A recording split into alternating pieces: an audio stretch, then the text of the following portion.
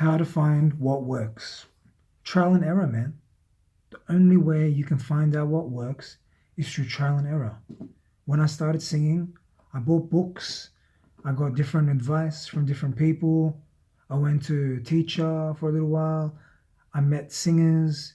I asked natural singers. I asked people that were better than me. I asked for advice. I asked what they did at karaoke.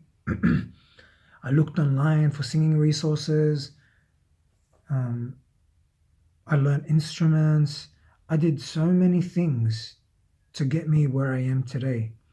And what I did was took all the things, tried the different things that different people said, and then I started to learn after hearing what many people said.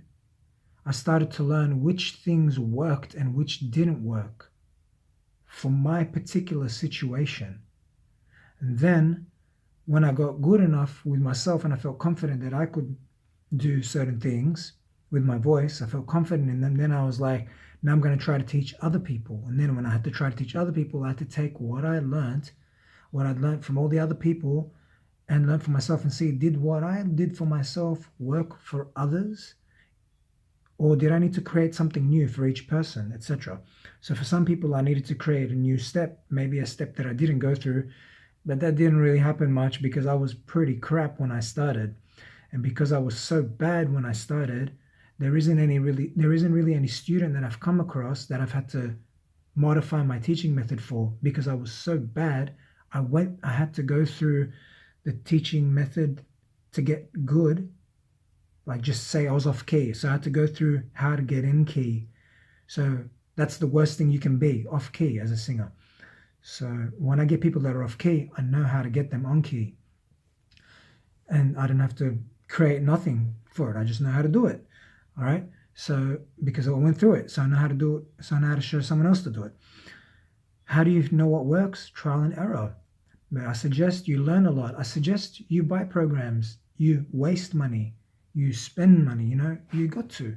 I got a bunch of books in my library, and I know which parts of those books help and which part that I don't use, that I never use. I'm like, I could give that book to a singing student.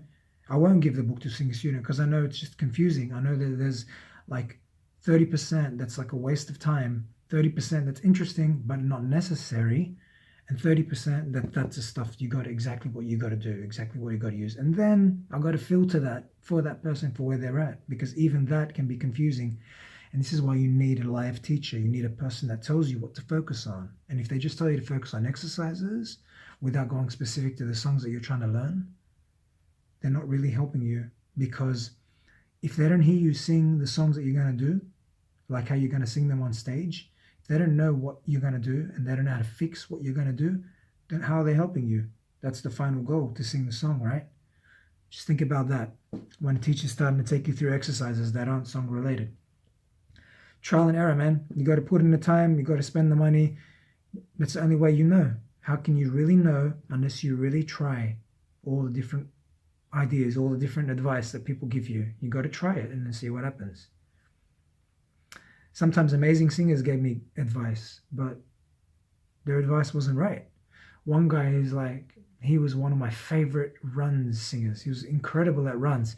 But then he tried to get me to do runs and he's like, faster, faster. And I'm like, but I can't go that fast. And then I would do it and it would sound like a mess. And then he looked at me confused because he didn't have to go through, he didn't go through being bad at runs like I was. So he didn't understand how to teach me because I was bad. So I had to figure out what to do. And I go to him, slow it down for me. Because I knew by then that slowing down things helped. And then he slowed it down for me. And then he didn't like the way it sounded because it wasn't right to him, but he adjusted. And that was amazing that he could adjust like that. And he said, okay, all right, just keep doing that then, just practice that. And then I eventually got faster. Then he saw me like a few years later. He's like, what happened to you, man? He couldn't believe how much progress I'd made. And yeah, so just because someone's a great singer doesn't even necessarily mean they know how to teach you. And I've had some singers, I ask them, man, how do you do that? How do you like break into falsetto so powerfully? Or how do you hold the note so long?